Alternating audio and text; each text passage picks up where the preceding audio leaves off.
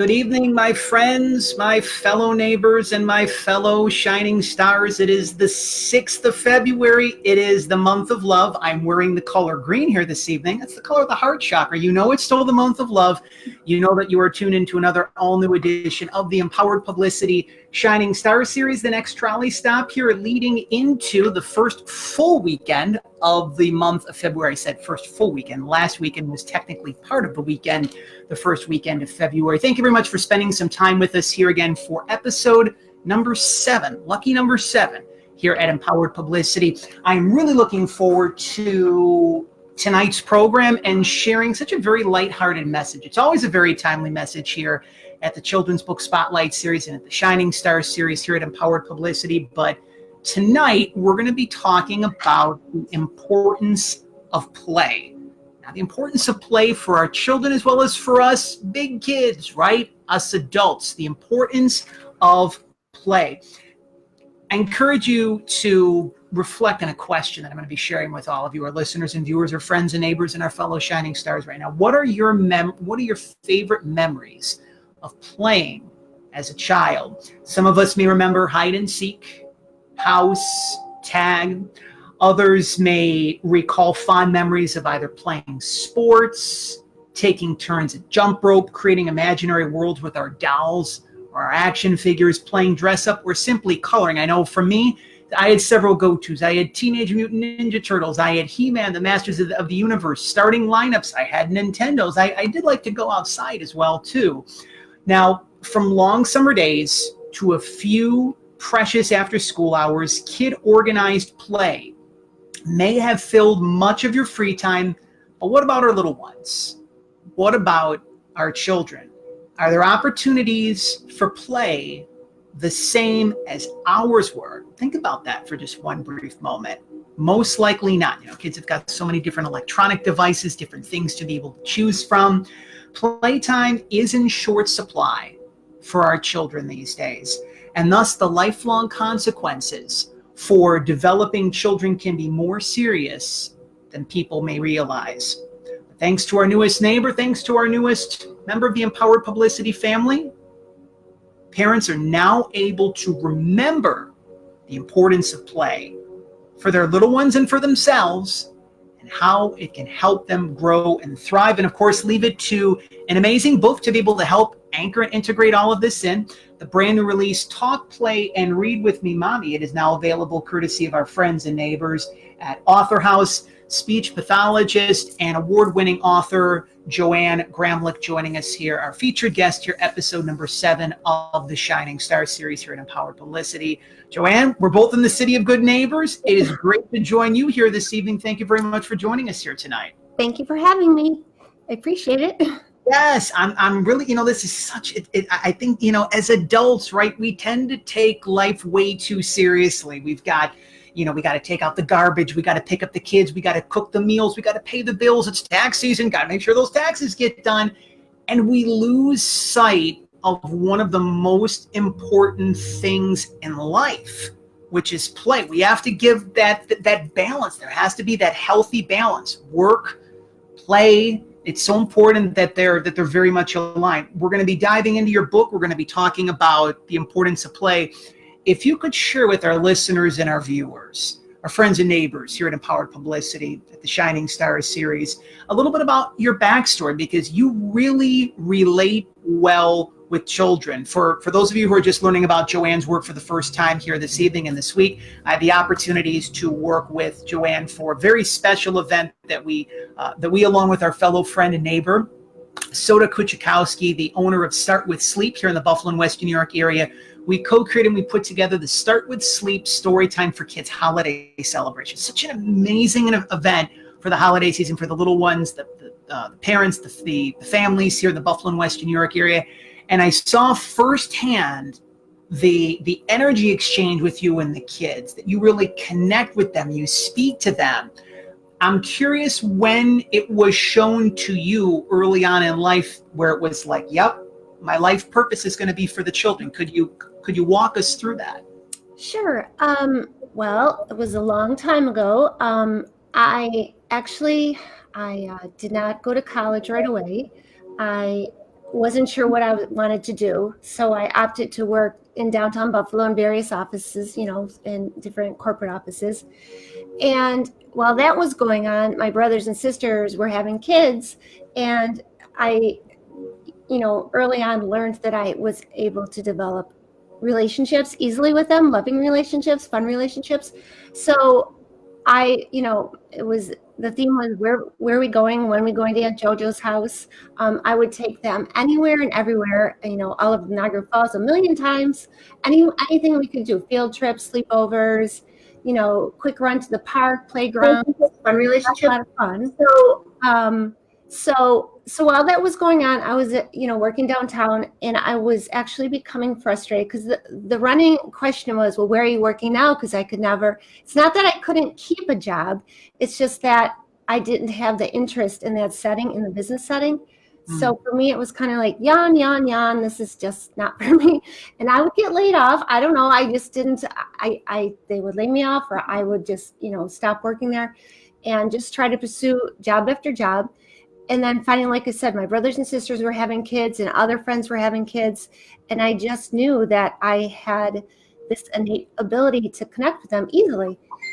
So finally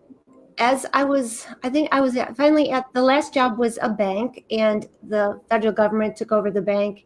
And while that was happening, I decided I would take a course or two at a community college just to get my feet wet.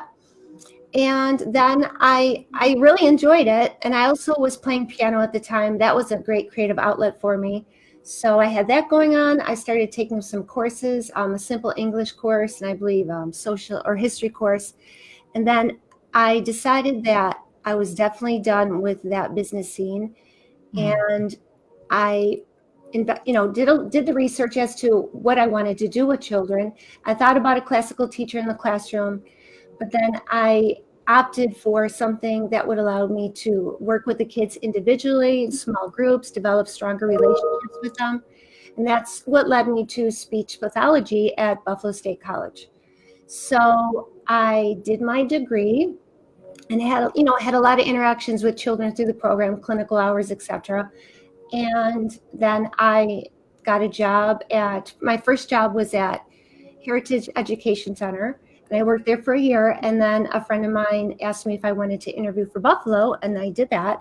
And while I was doing, I graduated, and then I started my master's. I was working full-time through Buffalo, and then I was doing my master's part-time.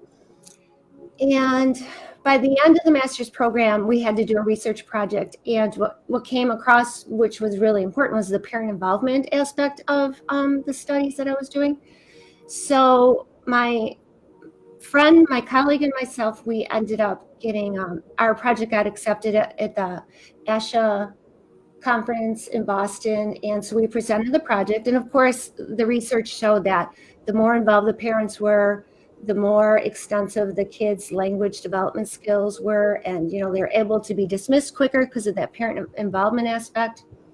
So then now I'm Aunt JoJo. I'm a speech therapist or speech pathologist, and school ends, and I'm thinking, wow, that's it. This is it. All this work, and I'm done. And I'm like, oh no, I'm not done.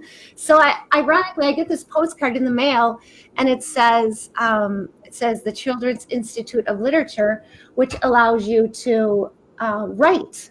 So the lessons were over through correspondence through the mail. And it kind of guided you for fiction or nonfiction writing, which I enjoyed both aspects because they're both creative. But I felt that it was easy for me to gather a lot of research and compile information to produce articles, which were accepted and published in Western New York Family locally, some other magazine articles in various states across the country. And they were very factual and helpful information for parents. And then also, besides working for the Buffalo Schools at the time, I was working which I still do, work for ECMC after school as another part-time job, helping with this birth through 5 population. So with that experience working and writing, and parents asking me, when's my kid going to talk? How am I going to get my kid to talk? What can I do? And a lot of these parents are very nervous that this is never going to happen. And then also with the idea that at school, our speech caseloads are, pretty high. There's a lot of children on the caseloads. And, the theme is you just do the best you can. We're just, really busy interacting with these children. And I felt that maybe if I tackled a book project, that maybe it could possibly get out there to, in the hands of parents. Ideally, like, for example, even in the prenatal period, or when, the baby's first born, maybe as a tool for parents to use when they're first delivering the baby, reading the book beforehand, before they have the baby. Because you hear a lot of people saying when they bring that baby home, they're always like, what am I going to do? I don't even know what to do, which I wouldn't know what to do either. So, and of course, I don't have children of my own, but I do know from my experiences from my twin sister and other sisters, as soon as that baby started crying, I was like, here you go, because I didn't know what to do. So, but yeah, it just has a lot of great ideas of how to engage with your little one starting at birth, which is so important, starting from, responding and reacting to babies in their environment. They're learning through their sensory modalities. So connecting with, the parents need to know that they need to make that eye contact, smile at the kids or babies. The babies will smile back, just all eye gazing, listening for objects, so that the baby would turn their head to a sound source, just really important things like that. So that's where the book began. And again, like I said, going forward, the book basically starts from the birth activities to birth or infant activities to toddler activities to preschool activities, basically progressing from, a sound to a sentence. And it's the point of the book. It just allows parents, caregivers, or whoever interacts with little ones, it really lets them know how really easy brain development is. I mean, the message of the book is simply talk, play, and read with your little one. And while you're doing that, you're really working on what neuroscientists say about brain development, which is stimulating the brain for growth. And that's what the book's all about. But it's taken to an easier message for everybody else to understand. Agreed. And that's actually one of the really amazing things that I love about your book is that, it's a book that parents can read with their little ones. It's a book that a parent can read by themselves, if, as you mentioned, just, preparing for the little one to be able to come into the world. I know one of the most fascinating experiences that I had, I like to call it a divine assignment that the universe gave me. Nearly 5 years ago, for one summer, I was a part-time after-school teacher. And, there's certain times in your life, and this was one of them. I'm like, why am I here? Not like, why am I here in like the big picture, but why am I here watching these kids, right? Like there was a lot of judgment around that particular experience, but that began to melt. I know that the children helped me to reconnect with my inner child. The children there were reminding me of the importance of play. The children were reminding me of the importance of not taking life way too seriously and just being in the present moment. Could you share with our listeners and viewers, especially when you made this decision to begin writing the book, as well as in your career, how have the children helped you from the one end of the spectrum to the other, both personally as well as professionally? How have the children helped you? Well, like you mentioned, it definitely allows me to tap into my creative energy. It allows me to learn to be patient with them because, they're learning and they're little bumblebees and you just have to kind of sometimes follow their lead. Their attention spans are short. Very short at times. Yes, definitely. Especially if they don't want to do what you're asking them to do, you kind of have to be quick on your feet, ready to say, well, this particular activity isn't working. Let's switch it up and follow their lead sometimes, unless you can get them back and easily engaged into what you're doing. I guess it also allows me to see, that these kids are they're pretty much like little, like play is the work of a child. It just lets me see how important it is to know that a child is like an adult, that the play allows them to do their work. Yeah, it's very important. I mean, even though it's play, it's not always just fun play, but as the book shows, it's educational and fun at the same time, learning and playing at the same time. So One of the things that I absolutely enjoy sharing here at the Children's Book Spotlight series and the Shining Star series here at Empowered Publicity is, there's times in our life, especially when we have big purposes, and many of us are now stepping fully into our life purposes, our mission, what it is that we came here to do. Joanne, you have a very important life purpose for the children. When we have large life purposes, there's times, and it just comes with life experience, too, we run into challenges and difficulties and obstacles and problems and even just daily stressors, so to speak. This book has so much love infused to it. Like it's a very practical book, but it's a very heartfelt book as well, too. A lot of our listeners and viewers that tune into both the Shining Star series and the Children's Book Spotlight series are either aspiring authors, they're just currently writers, so to speak, or authors that are just they're looking to do their second book or their third book. There's even people that'll tune into the program, they've written multiple books, and it's just like we have that human element of doubt and fear, right? We're not perfect, we have to move through this sort of stuff, so to speak. Could you share with us some of when it came to, all right, I'm going to write this book, here's what it's going to be looking like. You obviously needed to get through to the other side of those fears and difficulties and so on and so forth. What were some of those things that you had to move through in the creation process of putting this book together, and how were you able to successfully move through that resistance, through that fear, through that doubt to get to the other side? well, first of all, I didn't really know exactly I didn't know what I was doing, just pretty much self-taught, as it was step by step. It took me, well, honestly, I was only able to work on this book passionately in the summer times, because that's when I was working part-time. So through the school year, I really couldn't get to it because I was too busy with 2 jobs, until once I stopped playing piano around 2010. Then I realized, you have got to finish this book. I started it in 2003, I believe, the summer of 2003. And I knew what I wanted. I had a vision of what I wanted, but I knew it was going to take time. I had to use my own intuition as to how I'm going to approach it. The one thing that was interesting as far as how I came up with the layout of the book was when I did the research for activity books out there. A lot of them are heavy with activities, like 300 to 500 activities. And I'm looking at this going, wow.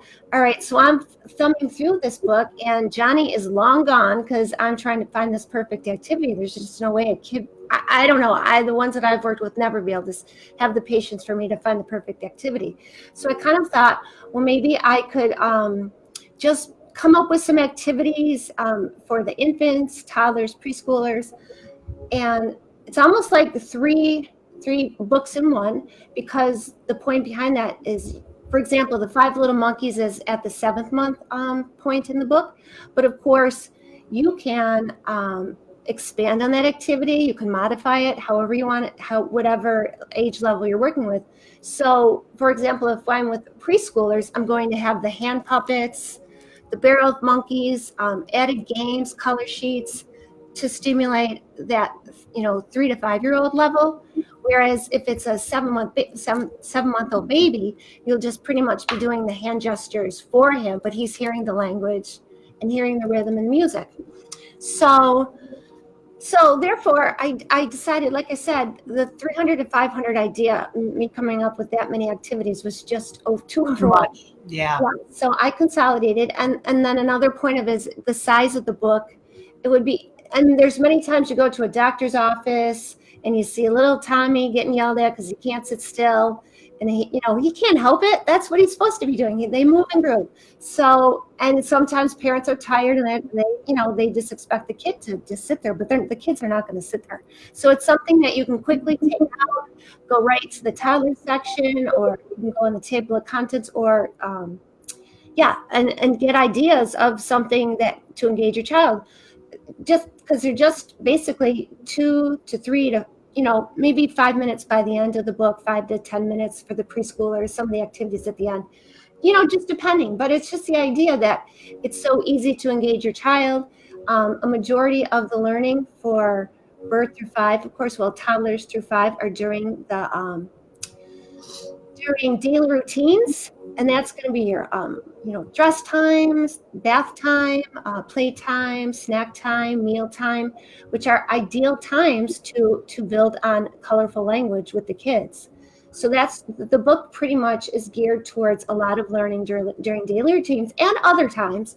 But like, for example, taking a walk outside, going for a car ride, just allowing parents, caregivers, or anyone who interacts with the little ones to know that all day long there's opportunities to talk with your little one.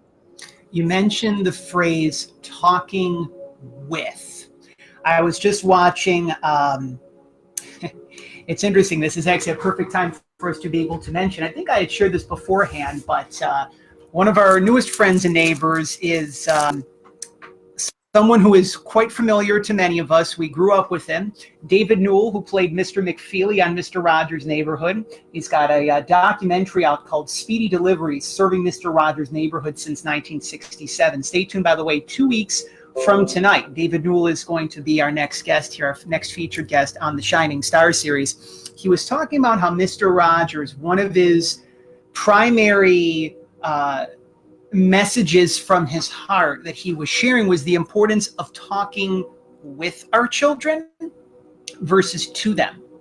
There's a difference between the two. If you're talking with someone, you're having a communication. It's like a ping pong match. Mm-hmm. It's like a ping pong match, like a tennis game. You serve, I serve, you serve, I serve, sort of thing. You obviously do work as a speech pathologist. The importance of communication, not just with our children, is more important than ever before, but as well as the communication that we have in all of our relationships. I'm going to ask you your thoughts on realistically how that has evolved, especially over the course of the past several years. It seems that many of us now, we want to have deeper, more meaningful conversations. We want to have deeper and more meaningful relationships. And if there's more talking and less listening, it's not going to happen. If it's more listening and no talking, it's still imbalanced. So how do you feel that has shifted to the point where now it feels like we're really ready as a collective society to have the most meaningful engagements, dialogues, conversations, and relationships with everyone, including with our children? Well, as far as with children, I mean, when I'm working with them, it's basically, like you said, a back and forth setup where, for example, right now this month we're doing polar animals, Arctic animals, and yeah, it's so much fun. We're doing polar bears, walruses, seals, you name it, we're doing it. So as a matter of fact, I was observed today, and each child, they all get to take a turn with whatever animal they want to pick. They get the opportunity to talk about the animal, build their sentences, come up with vocabulary related to the animal, and then they also get the opportunity to talk amongst each other, to share what they've learned. So then we know sometimes some friends are listening, sometimes some friends are talking, and they do begin to understand about the importance of the turn taking and listening component. Because if they're not listening, they're not going to, comprehend and process what they're learning. So, and then it's also fun, and a lot of fun and engaging activities. Because I have a lot of visual items. I have the polar bears, I have the walruses so they can see them. I have, all the objects and animals that they would need. So I guess what I'm trying to teach them is that joint tension between me, them, and objects or toys, whatever we happen to have in front of us with the activity, is really important. Me, I say it, you say it, we say it, kind of thing. So yeah, so we're all expressing and we're all listening and comprehending. The last point that I wanted to touch upon about communication, because obviously in terms of being able to play, that communication dynamic really needs to be in place. When we were growing up, play was just like it's something that was necessary, and it seems that it's not to say that many of us over the years have become more cynical or jaded, or we're always feeling that we need to be doing something, right? Like I kind of joke around about the energies of Buffalo. It's kind of like the hustle bustle energies, right? Like you must be doing this. Is something we told ourselves for a long period of time, that we must be doing this, we must be doing this, and really not give ourselves the time to breathe. Children now, they're very receptive, they're very intuitive, and they're going to mimic every single thing that we do. So why do you feel, as a speech pathologist, as an award-winning author, spending time with children each and every day, why is it vital to be able to have good communication with our children right now, which can thus lead to allowing them to, have more space, more energy, more time, and thus be able to play? Why is it really important now to really be able to communicate with your child really more than ever before? Well, as far as, me working with the birth through 5 population and the school age population, what you're pretty much, well, not what you're pretty much, you are doing is what you're doing is you're encouraging child to learn and play at the same time, but you're getting them ready for school. So they have the ability to understand, comprehend, express, because a lot of the topics that we're learning in school these days, things are getting more complicated. Things they're expected to know a lot more, and there's not enough time to teach everything. So for example, as they're developing their play skills. Before they can even have their play skills, there's pre-linguistic skills that they have to have on board before they can do that. Correct. So they ultimately, play is, where they're working towards, but they have to be able to attend to people. They have to interact with people. They have to be able to have an attention span. They have to be able to interact, have joint attention with another person and then objects, turn-taking skills. And then, like I said, this will allow a child, if once they develop these skills, then they're going to be able to, play.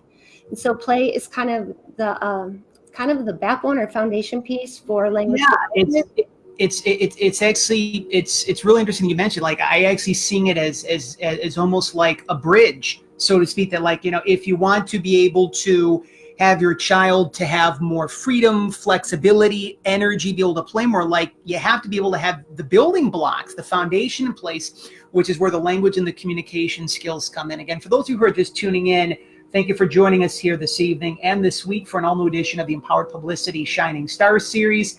Episode number 7, speech pathologist and award-winning author of the brand new release, Talk, Play, and Read with Me, Mommy, courtesy of our friends and neighbors at AuthorHouse. Ann Gramlich is joining us as our featured guest. Feel free, by the way, if you are on Amazon, to be able to leave a 5-star review for Joanne's book. If you feel guided, you can check out her official website as well, talkplayandread.com. Let's dive into play. Like this, we were kind of joking in the Empowered Publicity green room, right? It's a matter of like, sometimes the interviews, we must talk about this, we must talk about this. And I told Joanne, I said, listen, it's going to be a very fun, a very light interview because we're talking about the importance of play. In my research, it's interesting. Like I actually did research about play. It's kind of interesting, right? There's different kinds of play. Now, I had mentioned some of the ones in the beginning of our time here together tonight. There's playing sports. There's, playing with dolls and action figures. There's dress up, but there really is different kinds of play. Could you share with our listeners and viewers what you feel are some of the different kinds of play with our little ones and for our little ones, and how they really stand out, how they're similar yet they're different? Sure. So for an infant or a baby, it's called unoccupied play. So this would be an example of a baby, maybe or early toddler, tracking shadows on the wall. Maybe watching a sister walk across the room, following a parent crawling on the floor. You've seen little babies when they're on their back and they're, grabbing their little toes. So they're unoccupied. They're just busy taking in what's going on in their environment and including their bodies and themselves. Then there's also solitary play.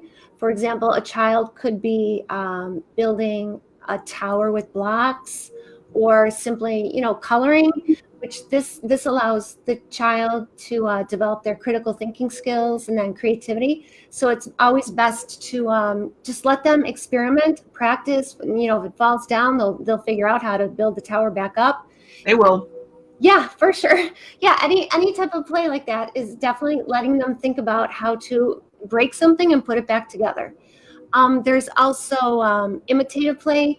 This is going to take place, for example, during little activities like peekaboo, so big, finger play songs, musical sing-alongs, where kids, they're learning, or children are learning rhyming, language. They're learning memory skills, social skills through the engaging interactive finger play songs. They're also targeting their fine and gross motor skills by performing the body movements. And of course, a big one is, of course, imaginative or dramatic play, or imaginative play, creative play, where the child is learning how to use their own imagination, tapping into their creative self. This would happen during them acting out their favorite animal, favorite characters, maybe performing in a puppet show, or possibly maybe setting up a stage at home for their, setting up a stage and their parents could watch them perform, or simply a big one is setting up creative spaces where, play spaces like a fort, pretending, little areas of school or a grocery store, a house, playing teacher and student kind of role playing. So this really allows them, again, to think about being creative, tapping into their imagination. Then there's, what else is there? Cooperative play, when two children are actually, so for example, one child might be building a tower, and then another child might be building a bridge, and they're using their toys to communicate. But then once the language comes, then they can connect by jointly putting things together and talking about what they're doing. And then they're also targeting their ability to share toys together, come up with new ideas. So I'm trying to think of another one. There's so many different kinds of play that we could probably just spend our entire time together tonight just talking about the different kinds of play. This is something that I really wanted to hit on for our listeners and viewers, and for all of our fellow neighbors and shining stars, for all of our friends joining us here this evening and this week, is the benefits of play. Now, let me repeat that again, because one might not necessarily think like you need to have benefits to playing. Like, playing is playing. It's just amazing. It's fun. It's free, but there's logistical health benefits. Like, there's been scientific research that has been done to where, if you line up children that say like that they don't play regularly versus ones that do, you can really see the difference. From your research that you've done, from your experience, from putting the book together, could you share with us a little bit? Could you talk to us about the benefits, both emotionally and mentally and physically, of allowing your child to play and just have that free space? Sure. Well, physical play, of course, it's going to allow a child to build on their coordination skills, gross motor skills. It's going to allow them to exert energy in a natural way. And then this, of course, will help them to have healthier sleeping patterns, eating patterns, and overall general good health. So definitely physical play, running around, running outside in the snow, running around on a hot summer or a fun summer day. Any type of physical energy is a good release for children. There's social play, which will allow children to learn how to take turns, learn how to interact with each other, learn how to cope with each other when, somebody might be a little more aggressive than another child. They learn how to self-regulate, keep their emotions in check. So there's also cognitive benefits from play. So children are going to learn how to think, how to remember. Their memory skills will increase. They'll learn how to reason. Then also, I believe, being creative, again, that tapping into their creative ability through imagination, through play, and dress up, like I said, acting out the character roles. So many different benefits of play. One of the ones that I would love to add on, if this is okay with yourself, Joanne, is that allowing your child to play, not only it helps them to build their confidence, Oh yeah, definitely. but Self-esteem.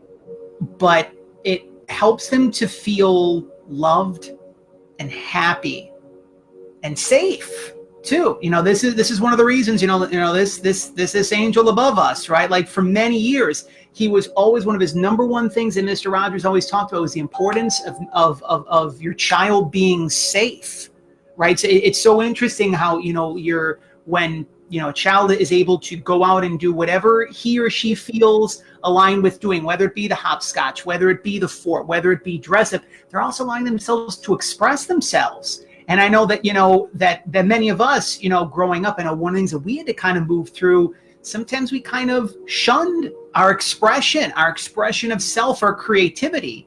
So, by allowing your child to play, I think one of the overriding things as well, too, is, and this is, I know it's something you're a very big proponent of, the more time that we spend with our child, allowing them to be and to nurture both their minds and their hearts, those are the lesser number of children that are going to be in therapy or that are going to be on, whether it be psychiatrists, psychologists, therapists, so on and so forth, because, we are doing our part right now to really raise the next generation of future neighbors here, so to speak.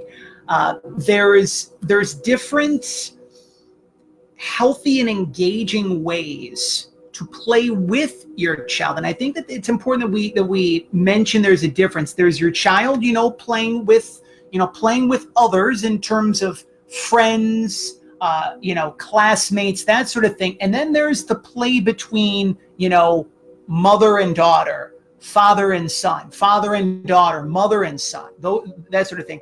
Could you share, let's say, 3 healthy and engaging ways for parents to play with their little ones? What comes to mind when I share that? I guess just creating an enriched language environment that allows a child to express what he wants to do. For example, let me think, healthy ways. I'm trying to think of what you're meaning by that. I'm not sure. Let's see. Can you elaborate a little more? Yeah,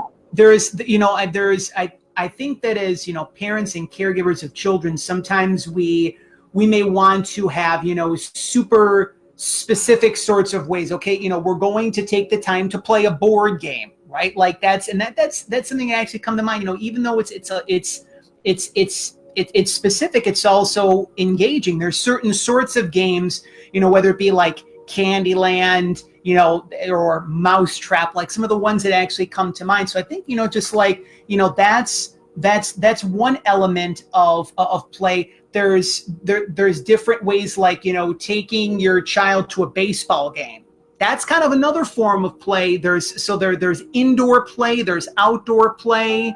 So that's kind of what comes to mind. There's, engaging ways to play with your child indoors, engaging ways to play with your child outdoors. There's different sorts of elements. There's different sorts of energy. So yeah, feel free to be able to elaborate further from that, what actually comes to mind in terms of engaging ways to be able to connect with your child and play with your little one.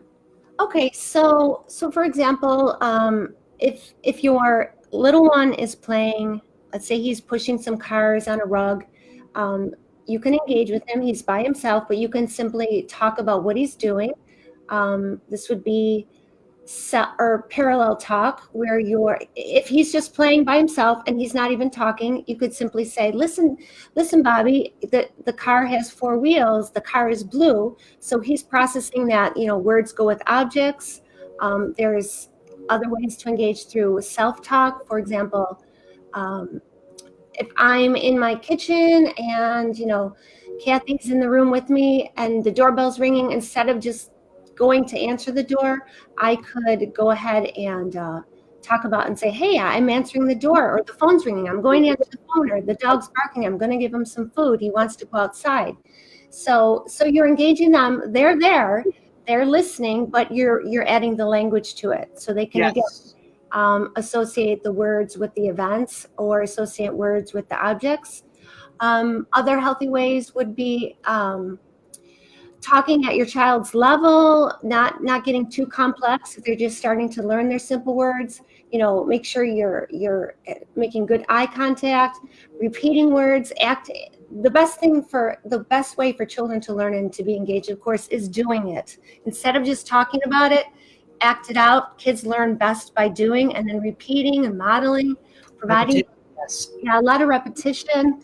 My kids today, like I said, I was observed, and if they don't know that a polar bear's blubber is their insulation and heating pad by now, we've done this over and over, repeated it, talked about it, modeled it, visually modeled it. And now they can say it and they can talk about it and explain what's going on in that situation. There's also turning off distractions. That's a big one.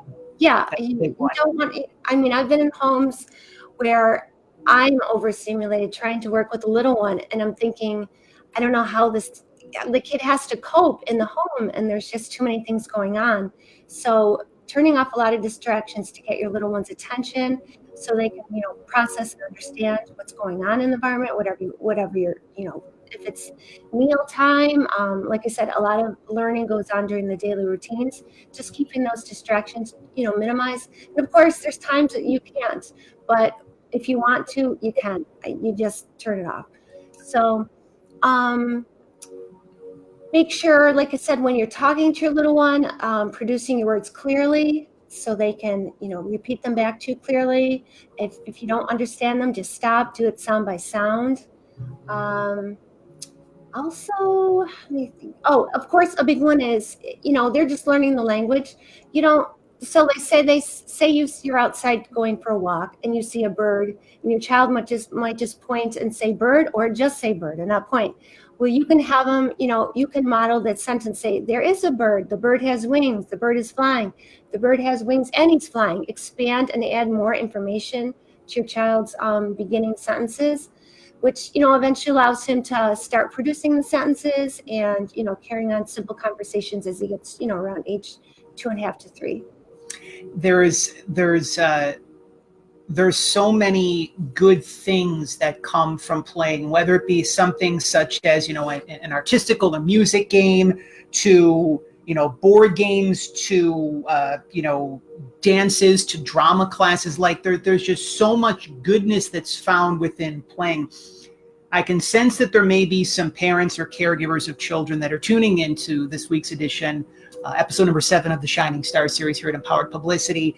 And maybe their child has an aversion to playing, or maybe they're kind of moving through something, some sort of, an emotional challenge, something that is preventing them from really enjoying themselves. Maybe it's some sort of a self-love issue, self-love, self-esteem sort of thing.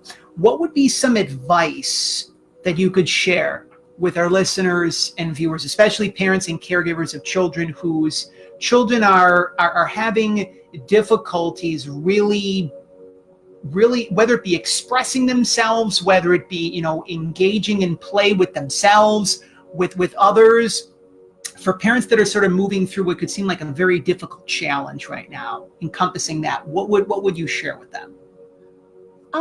Well, first of all, I would think that if the parents are finding out, or sensing that the child's not communicating, because basically around 1 years old, 12 months, the child has 1 or 2 words. Around 2 years old, they have 50 to 200 words. And then from there, it jumps up. 3 years old, it's 900 words. So if the parent feels that, things that are supposed to happen are not happening, they can seek out professionals to get the child evaluated. Of course, talk to their pediatrician to get a referral. And then, of course, if the child does have, is having a communication delay or a language delay, be referred to a speech pathologist or speech therapist. As far as, a child who's not tuning in to play activities, maybe it can possibly be an expressive language delay, but it can also be a receptive language delay where they're just not understanding. If a child's not, following simple directions by age 1 and 1.5, point to this, give me this, sit down, simple directions, or maybe the child is not able to interact with toys appropriately, functional play, object play. These are just little signs that intervention probably needs to take place. And that's going to ease a parent because the point is you want to figure out how to improve the skills. Correct. So the intervening is the most important thing you can do. And once you get that started, just from a lot of the kids I've worked with at age 2 and going forward, the parents, like I said, are very nervous. They're thinking their child's not going to talk. And once it begins and you slowly see the progress going forward, it's just an aha moment for parents and me and the child. And it really builds their self-esteem and self-confidence to continue going forward. So I just really believe that. I've worked with a few children that, have had severe communication delays. And of course, there's help, at the agencies also for these children. And they get their needs met, through gestures and pointing to things, communication devices. But overall, the population that I have interacted with, I see a lot of growth, and it's because of the speech therapy. One thing that actually comes to mind, and both Joanne and I want to indicate the fact that we are not doctors or licensed physicians in any way, shape, or form. We're seeing this as a lighthearted reference. A prescription for play. If, let's say, you were given a piece of paper and a pen and you were writing the Talk, Play, and Read With Me, Mommy prescription for play for little ones, what would be a couple of the things that you would put on that prescription? Oh my gosh, play, play, play. Oh my gosh. I mean... I think, would you just keep writing the word play, play, play? You could be in an empty room with just four walls, and there's so much to talk about and to do. I mean, your body can, you can start doing cartwheels, etc., just having fun. A prescription for play, just break out the toys. I mean, there's just so many things to do.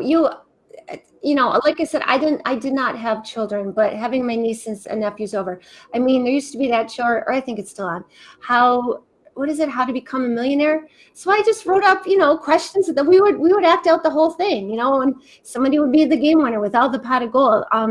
It's just taking simple moments and turning it into a learning experience.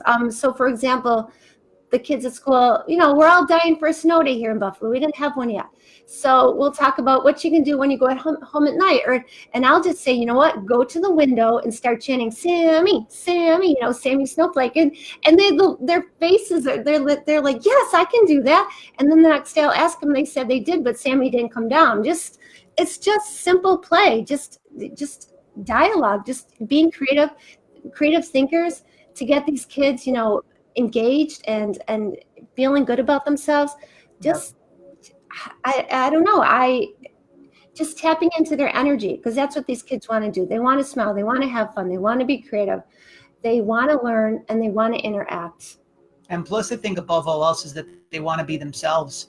And I think that that's one of the things that that parents before, parents now, and they do this probably on some sort of a subconscious level, right?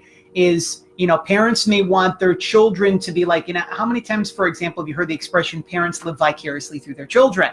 So, parents may want their child to play the violin because maybe they didn't have the opportunity to play the violin growing up. Just, allow your child to be himself or herself, and just to be able to love and appreciate your child for who they are, because they really are an amazing person. We're beginning to wind down our time with one of our neighbors here at Empowered Publicity, our featured guest here on episode number 7 of the Empowered Publicity Shining Stars series, speech pathologist and award-winning author of the brand new release Talk, Play, and Read With Me, Mommy, courtesy of our friends and neighbors at AuthorHouse. It is available by logging on to Joanne's official website, talkplayandread.com. You can also head on over to Amazon. Feel free to leave a 5-star review. for Joanne. If that resonates indeed with yourself, we'll also be sharing Joanne's social media platforms in the description below, in the comments below, so that you can continue the dialogue, continue the engagement with Joanne. I think that it's important that we also briefly talk about the importance of play for adults, because people might be listening and saying, all right, you guys are talking about the kids, right? And remember, kids mimic and pick up on the things that we do. And I know, one of the things that, that I've been reminded of, things are amazing here at Empowered Publicity. Sometimes it's like, you got this to-do list, right? If I showed you my to-do list, Joanne, if I showed everyone, in fact, maybe I will show them. I don't think I've actually ever done this. This actually is an old to-do list, but it's just like, look at this. Scribbles here, get this done, all this.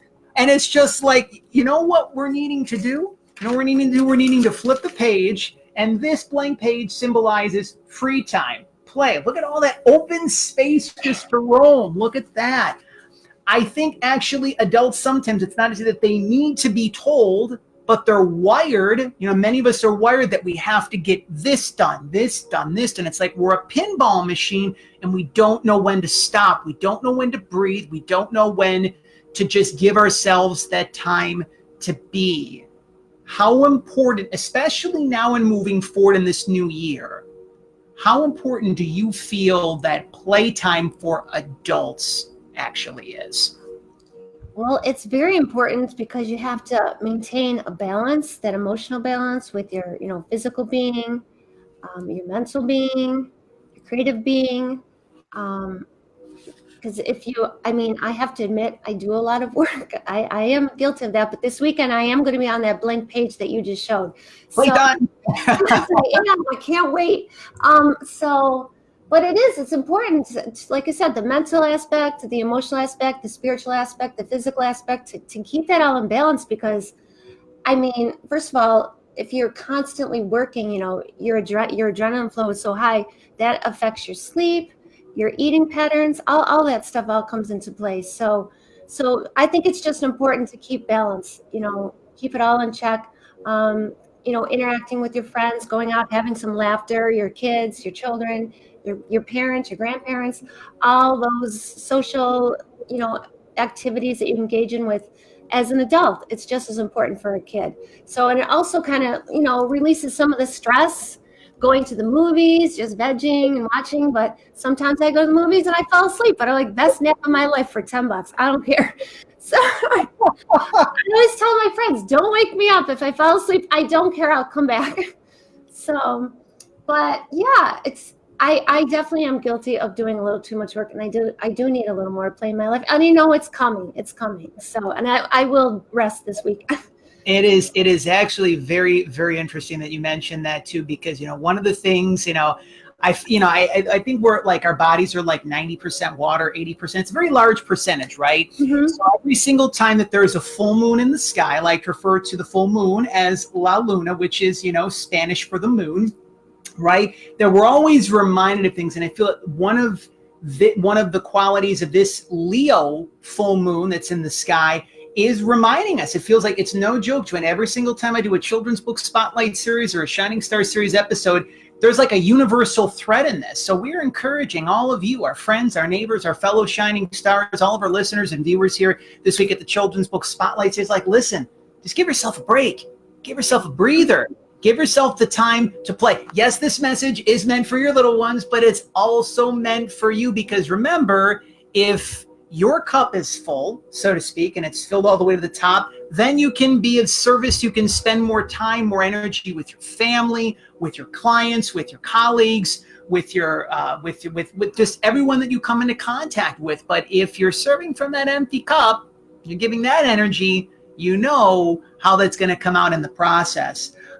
Takeaways from your book. There is, again, so many wonderful messages, so many great activities in the book. One of my favorites I know is, you talk about the importance of reading, which is, of course, a very big thing that we always like to talk about here at Empowered Publicity. What are some of the takeaways that you hope that parents and caregivers and teachers and principals, librarians, educators, what do you hope that people actually take away after reading Talk, Play, and Read with Me, Mommy? Well, the most important thing is that children learn the majority of children's learning experiences are during the daily routines, during that birth through 5 period. So it's just an optimal and ideal time to communicate with your little one, and the back and forth interaction and having fun and playing at the same time. And then while you're doing that, you're also developing and creating a special bond with your little one, and that is really important because you're going to increase their self-confidence and self-esteem, like I mentioned. Also, just the practicality aspect of it all. It's just broken down so easily for anybody to follow. They wouldn't have any difficult picking up the book and, just jumping right in and engaging the child in an activity. Yeah, and then again, of course, the important thing is learning is fun, play is fun, and that's what the book's all about. Fun, and learning. Play is learning and play is fun. And that's the takeaway when you read the book. It's so ideal that there's just so many activities that promote that idea within the book. 100%. And it's actually interesting because I actually cracked open to page 82 and it says plant a garden. Now, if you look outside, if you're in the Buffalo and Western New York area, you might not be able to plant a garden right now, but literally, Punxsutawney Phil, if I'm not mistaken, he didn't see his shadow. Correct. Yes, so that means early spring. So guess what? Crack open the book, page 82, start planting that garden. We also encourage all of our friends and neighbors, all of you, our fellow Shining Stars, to stay connected with us here at Empowered Publicity over the coming days ahead. We're going to be sharing some other amazing interviews that Joanne has been doing, will be doing, especially one of which comes to mind with one of our favorite neighbors here at Empowered Publicity, the host of the Reading with Your Kids podcast, Jed Doherty. Joanne and Jed's conversation we're going to be sharing over the coming days. And it's actually available right now. You can actually log on to Apple Podcasts. You can download and subscribe to the Reading with Your Kids podcast. Show some love to our brother, to our neighbor, Jed Doherty as well. Wherever you find your favorite podcasts, you will be able to find Reading with Your Kids. That's a fantastic interview. We'll be sharing it here over the course of the coming days here at Empowered Publicity. Again, on Facebook, where you are currently at as of right now, facebook.com/Empowered Publicity, on Instagram at Empowered Publicity, and Twitter at Empowered_PR. Joanne and myself, as well as one of our new neighbors, have something that is very special that is behind the scenes in the works. We're going to be sharing more details of that.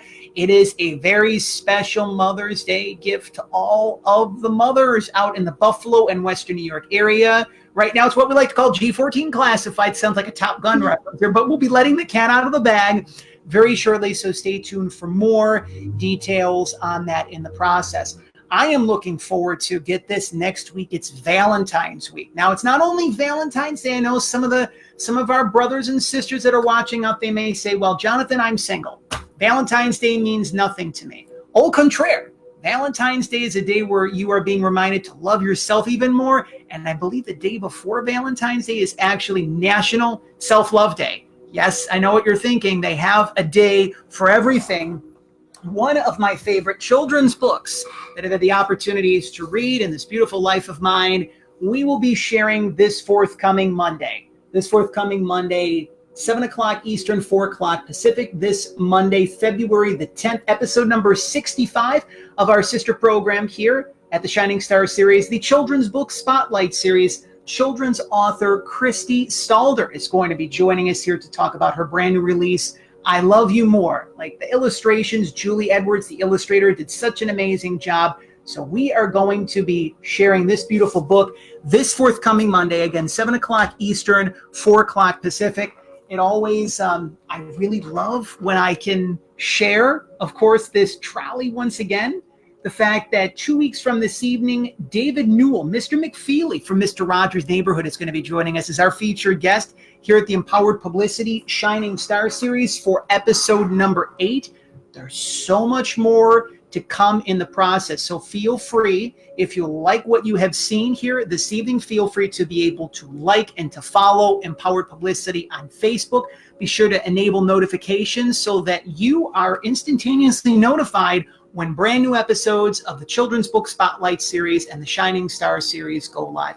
In our remaining moments, Joanne, I would be remiss if I didn't mention the fact that this gentleman, this angel behind us, Mr. Rogers during several episodes of Mr. Rogers' Neighborhood, as well as when he received his Lifetime Achievement Award at the Emmys. He encouraged all of us to take the time, whether it be 30 seconds, I think 60 was his preferred number, to take the time to pause, to remember those that helped love you into being. And there's many people, I'm sure, throughout the course of your life that have helped love you into being, Joanne. Who would be some of those people that helped love you into being? Well, my mom and dad, my brothers and sisters, of course, my niece and nephews, my friends, and of course, all the numbers and numbers and numbers of children that I've worked with. I mean, I love all the children I work with. There's some of them, give you a little test of patience, but overall, you learn to figure out how to work with all the children. So I would say the children, definitely. This leads me into our final thing that we'll be sharing here. This is one of my favorite segments of both the Children's Book Spotlight series and the Shining Stars series. Yes, I do have a genie lamp. Sometimes people, if they happen to catch us for the first time, they're like, let me get this straight. You have a genie lamp in your office? And the answer is yes. Yes, I do, but there's a reason for it. I believe that one of the skills and the gifts and the talents that I've been blessed with is to be able to help people manifest and co-create their heart's desires. So, Joanne, you've spent many years of your life giving from your heart, putting smiles on the faces, the minds, the hearts of children all across Buffalo and Western New York, and I'm sure that your impact has reached across the country and around the world. So you're being given 3 wishes tonight, whether it be for yourself, whether it be for your family, whether it be for the children that you love and that you care about. What would those 3 wishes be? Gosh, oh boy. Well, I guess one big wish would be that, all children who have, some communication delays or difficulties eventually do have a voice, because it's so important, to be able to communicate in our world. The next wish, I don't know, I've never thought about this. That all children could always get along, and just love each other as much as we love them. It's not always going to happen in that little perfect world, but sometimes, children do not get along. But it would be ideal if they did, to understand that, we're all here for the same reason. There's no competition, really. We do, in our mindset, we do believe in that competition, but really it's not. There's such an abundance of everything for everybody here that, it just would be good if they just got along and understood that concept. Thirdly, I don't know. It sounds like I'm talking about world peace here or something. I don't know. If I may actually, I don't think that I've actually ever asked to take someone's wish, and nor am I going to start a trend as of right now. I feel that the importance of, and I feel that we're really helping people to align this, to allow yourself to have that balance, that all people, children, adults, senior citizens, that everyone can have a healthy balance of work and play. That is a good one, definitely. And I feel that, things are, spring's just around the corner. Things are starting to pick up in such a beautiful and magnificent way. Perfect timing. So I feel that that's something really good to be able to put out there in the process. So this has been a fantastic edition, episode number 7 of the Shining Star series here, talking about the importance of play. It's going to be a wonderful weekend, a wonderful month of love ahead in the month of February. If this message, if episode number 7 of the Shining Star series has helped you, if it's inspired you, if it's brought feeling into your heart, if you're finally being able to remind yourself, yeah, you know what, I'm going to cut myself a break and I'm going to give myself some time to play. I'm going to go out and, run around. I'm going to go outside and I'm going to throw the football with my little one. I'm just going to do nothing. I'm just going to, be in nature. That's even a form of play to a certain extent.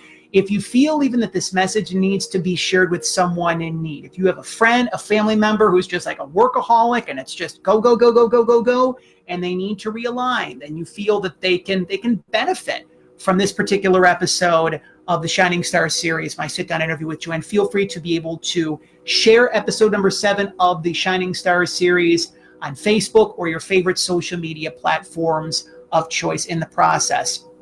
If you are an inspirational author, if you are a spiritual author, and you would like to appear as a featured guest here on the Empowered Publicity Shining Stars series, if you are a children's author as well, and you are tuning in, if you would like to be considered for a featured guest opportunity here on the Children's Book Spotlight series, to share the message of your brand new book, as well as to share your inspiring story, feel free to be able to connect with us here at Empowered Publicity or on your favorite Empowered Publicity social media platform of choice.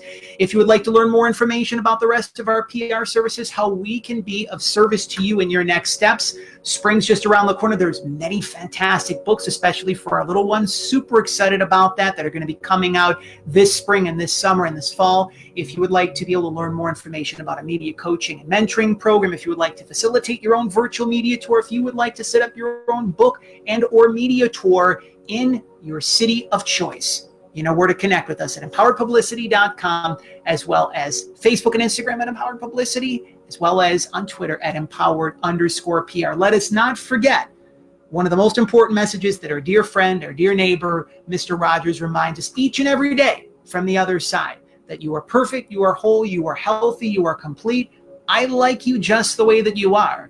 Joanne likes you just the way that you are. I like you just the way that you are. And our two favorite series of numbers here at Empowered Publicity, the Shining Star series and the Children's Book Spotlight series, 143, which means I love you. But Joanne's joining us, so we're going to go into the 243, which means that we love you. So once again, thank you very much for spending some time with us here. February the 6th, enjoy the Oscars. Yes, we're rooting for Tom Hanks. Fingers crossed that Tom Hanks takes home that Best Supporting Actor award, and that A Beautiful Day in the Neighborhood continues to get even more love and more wonderful publicity in the process, because the more people tune into that movie, the more people that will remember the life and the legacy and the memory of our dear friend and neighbor, Mr. Rogers. One last thing that I also want to mention for all of our friends and neighbors in the Buffalo and Western New York area, I have the blessing, of course, of being a part of this forthcoming Saturday's Wake Up program, the CBS affiliate here in Buffalo. We are going to be talking about, myself and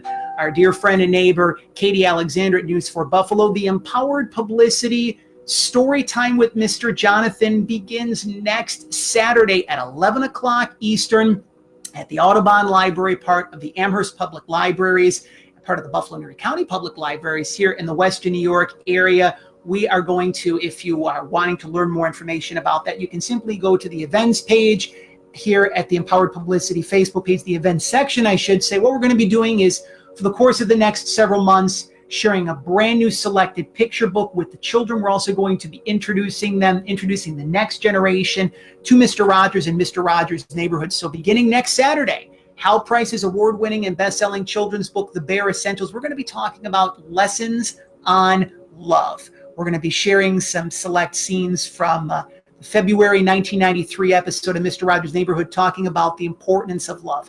So over the next several months, we're going to be talking about lessons on love, lessons on honesty, lessons on friendship, and the heartfelt bond between animals and humans. So stay tuned. This forthcoming Saturday, if you are in the Buffalo and Western New York area, feel free to be able to tune in to News 4 Buffalo shortly after 6 a.m. If you happen to be watching episode number 7 of the Shining Stars series and you're outside of the Buffalo and Western New York area, fear not, we will be sharing the interview, the story, this forthcoming weekend on all of our social media platforms. So we look forward to connecting with all of you, all of our friends and neighbors once again this forthcoming Monday for episode number 65 of the Children's Book Spotlight series with Christy Stalder will be joining us. And of course, next Saturday for the first ever installment of the Empowered Publicity Storytime with Mr. Jonathan. And lastly, one last time, feel free to be able to purchase your copy of Talk, Play, and Read with Me, Mommy, now available at Amazon.com. You can stay connected with Joanne by visiting her website, talkplayandread.com. So from our hearts to yours, thank you very much for spending some time with us here. And we will talk to all of you once again this forthcoming Monday, February the 10th at 7 o'clock Eastern, 4 o'clock Pacific, as we continue on celebrating this month of love here at Empowered Publicity. Thanks again, friends and neighbors and Shining Stars. Talk to you very soon. Take care. Thank you.